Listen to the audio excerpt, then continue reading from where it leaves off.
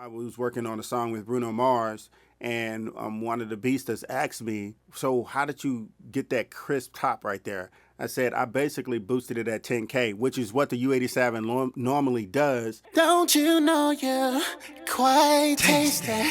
Ooh, amazing. You know you look so good to me. Ooh, you drive me crazy.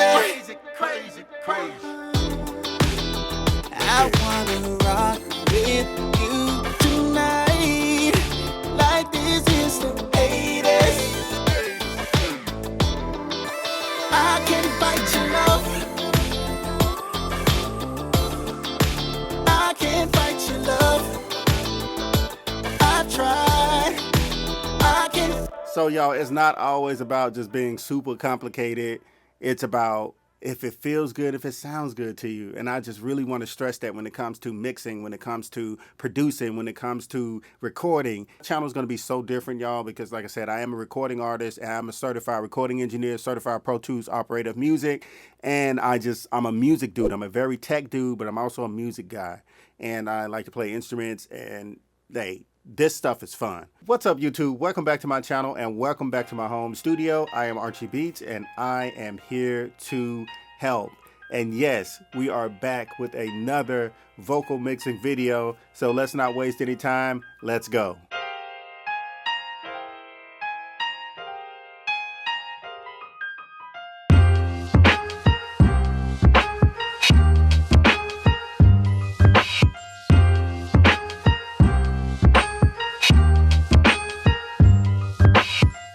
So today we are mixing some pop R&B lead vocals, as you guys heard in the intro. I produced the record, I sang it, wrote it, played all the instruments on it, recorded it, mixed it, mastered it, and just sent it out for distribution. Myself, that was the point of me really building my home studio, is to be self-sufficient and to create as much music that I was happy with on nobody else's schedule. And I really enjoy doing it. But this song right here, I did release it a couple of years ago, but when I went back to listen to it, I was vibing to it. I was like, you know what?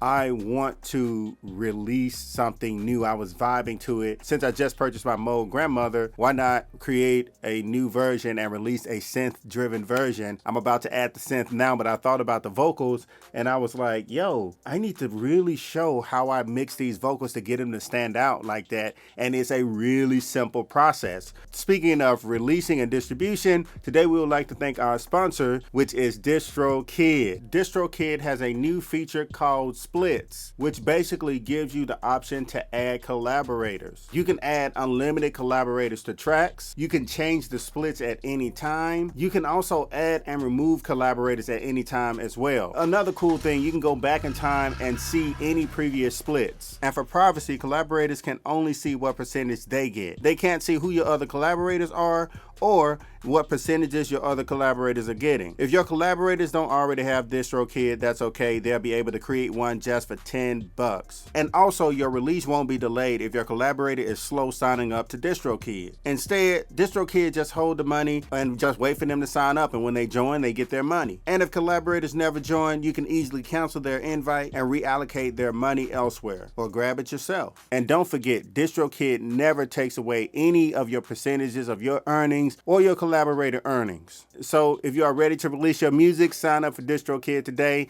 and also start collaborating with a few people out there. And y'all already know I don't recommend anything unless I used it before or I'm currently using it, and I'm currently using DistroKid for my distribution. So hey, give them a shot. For more details, please check the description below. You guys are awesome. And also, if you're new to my channel, you're a recording artist, you like music production, you're a recording engineer, you like music Jedi stuff, be sure to subscribe to my channel, hit that notification bell so you won't miss another video. And also, if you guys are interested in anything that you see in my home studio, be sure to check below. I have everything listed down there, as well as other gear that could possibly help you on your creative journey. So when I'm mixing lead vocals, especially pop vocals, three things are extremely important to me. I want to make sure that the vocals are big, I want to make sure that the vocals are clear, and I want to make sure that they're sitting in the mix. It feels good when everything is aligned and everything is working together and everything has proper space. So let's go ahead and get right to the point. Let's jump on the screen. So here is our magnificent song, Fight Your Love. I produced it, as I stated. I produced it, mixed it, recorded it, did the vocals, did the vocal production. I'm singing it, did pretty everything. I'm for it. And let's just kick it off to show you guys how it sounds. Yo, Cuddy, Tosh, Archie Beats. And I made the beat too.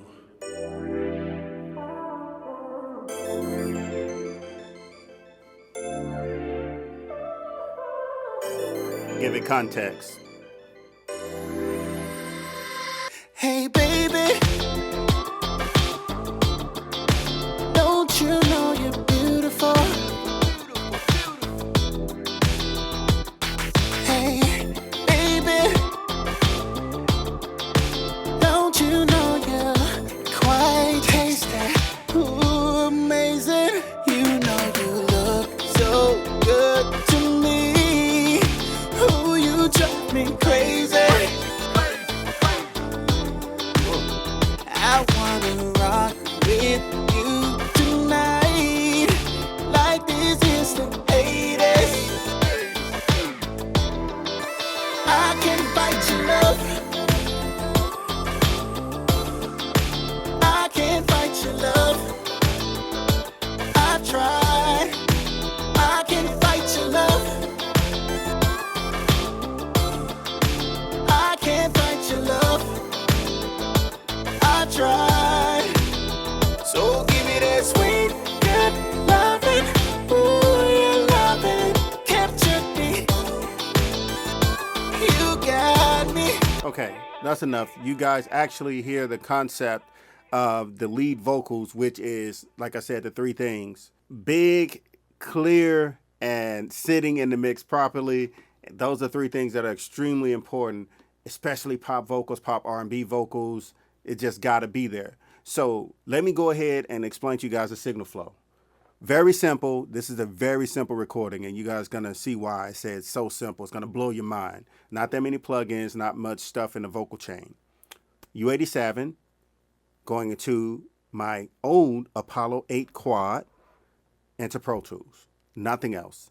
I used a 1073 Unison plugin, and I could have used the 610 Universal Audio Unison, but the 1073 was just perfect. No hardware, nothing like that.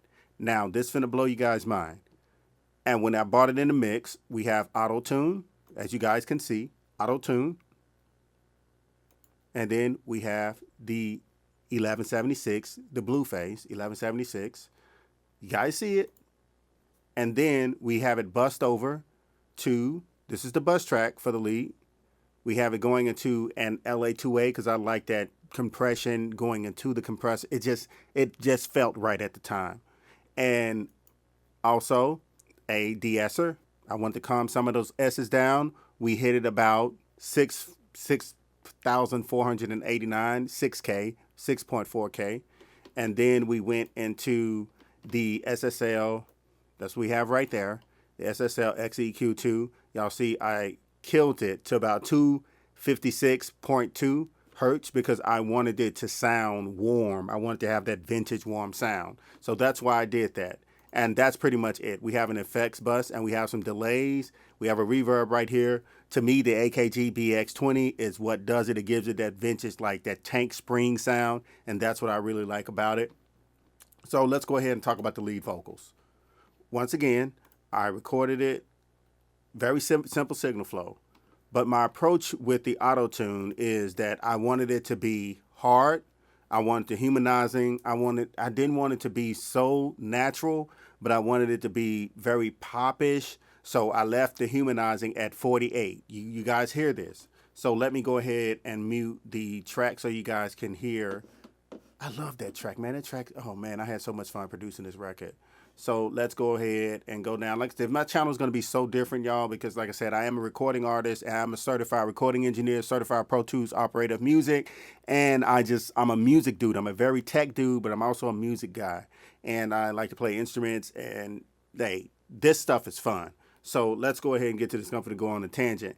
So the key is A minor, because the track was produced in A minor. So record your vocals in A minor. Here. Hey, baby. Don't you know you're beautiful? Beautiful, beautiful, beautiful. Hey, baby.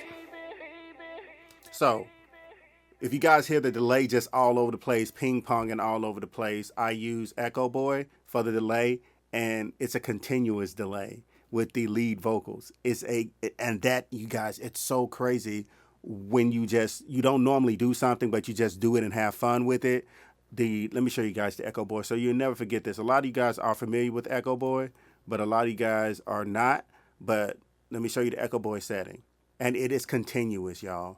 The Echo Boy is ping-ponged. The feedback is set to about the 10 o'clock.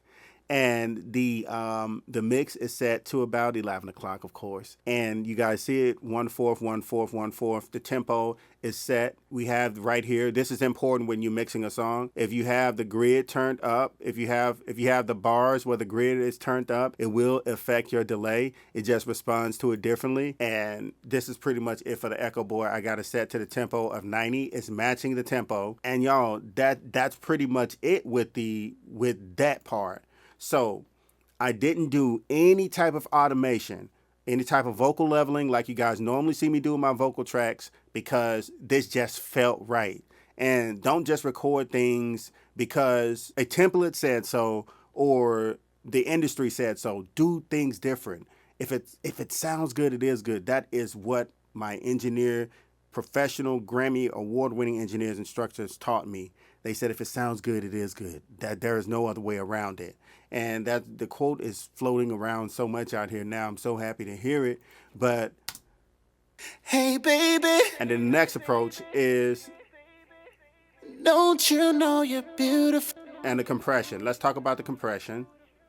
The compression, you guys see right here what we have going on. We have a compressor. We have a compressor on the lead track, and we also have a compressor on the aux track. Now, this did something really weird. Every time I match, this is something I normally do. I always use the 1176, the blue phase, going into the LA2A on the aux track. It's just something, or sometimes I may have it inverted, but they always pair up and they work together for me, which is really nice. So with compression, if you guys can look at the attack and the release, the more it go clockwise, the faster it is. I wanted my attack set to slow, and I wanted my release set to, semi-fast, I wanted it to, because it just sounds right. Listen, y'all, you can't have a template of a compressor. You just can't do it. You have to listen with your ears, and then you make the decision based on, how great it sounds or how good it sounds to your ears. And of course, my ratio set to 4. I didn't want to go too crazy with the ratio, and it's extremely simple, y'all. And then as far as with my bus track, with my lead aux track, once again, I didn't have to do much. I put my threshold to 3.6, and I put my frequency to 6,489, which is, very simple, very simple. And then with I was getting in a little mud with it, though. I remember recording this record, and I just couldn't, let's see. Hey, baby. You guys are going to hear it right now. Don't you know you're beautiful? It's taking too much beef out of it. Hey, baby.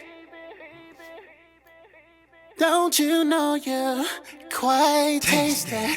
Ooh, amazing. You know you look so good to me. Ooh, you drive me crazy. Crazy.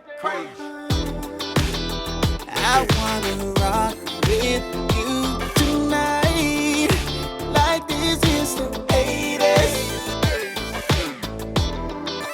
I can fight your love. I can't fight your love. I try. I can. So, y'all, it's not always about just being super complicated. It's about if it feels good, if it sounds good to you. And I just really want to stress that when it comes to mixing, when it comes to producing, when it comes to recording, hey, you be real simple. Like even with the recording process, I didn't initiate any type of roll-offs, any types of pad. I wanted the microphone to sound the way it sounds. Of course, we did some things with the preamp, but going into the console software, but I didn't want to do anything crazy. So let me point some out to you guys. One of the secrets that I normally use in every situation. I remember when I was working on a song with Bruno Mars, and one of the beastas asked me, so how did you get that crisp top right there? I said, I basically boosted it at 10K, which is what the U87 normally does. But what I've come to find out, it translates well in Pro Tools, and it translates well when you bounce it down with the converters. But at the end of the day, it doesn't do what it really sounds like you listen to on some really high fidelity monitors. So you can give it that little boost, and you guys see we just gave it a +3. Sorry about that, your boy is working today. We gave it a +3 at the 10K boost, and we already have a 10K boost with the U87, but that really brought out the clarity part. So the 3 things that we aimed for with this mix, we got the big vocals, which is we kept the warmth in. We stopped and we rolled off and cut off about 256.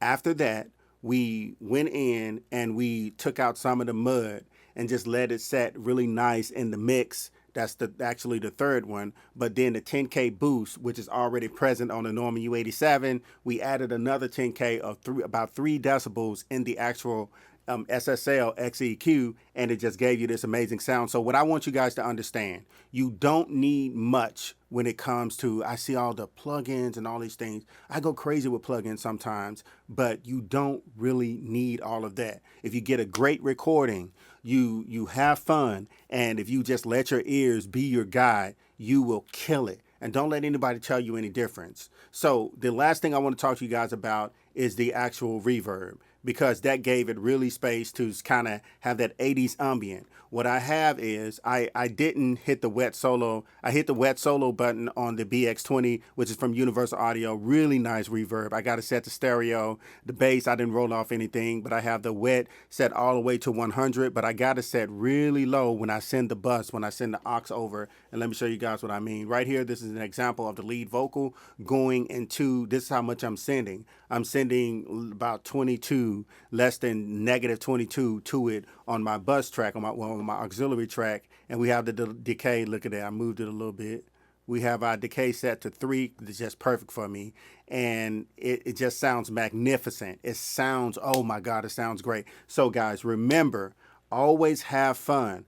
Don't get so caught up in the technical stuff. Record the record. You guys hear, I came in the studio, had fun, dropped these vocals, created this beautiful, beautiful, beautiful big record. And I can't wait to show you guys all the cool little riffs and piano riffs that I'm doing, well, synth riffs I'm doing on the Moog Grandmother. And it's going to be great. So you guys come back and check out my channel. And don't forget to check out DistroKid. We are going in. We're not playing with people, man. We can't do that. We got to have fun. We got to go in the studio. You got to go hard. So I really do appreciate you guys for watching my video. I really do hope that you guys go in the studio, create some great records. Don't forget to subscribe, hit the notification bell. Also, don't forget to check out DistroKid and leave a comment below. What are some of the obstacles that you guys have to deal with when it comes to mixing or recording records? And I would like to know what you guys are going through, and let me see if I can help you out. So be sure to comment that below. You guys are absolutely phenomenal. Don't forget to be great and create. This is your boy Archie Beats, and I'm signing off.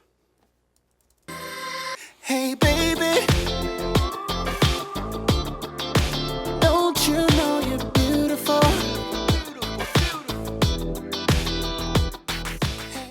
Beat on the beat, yeah.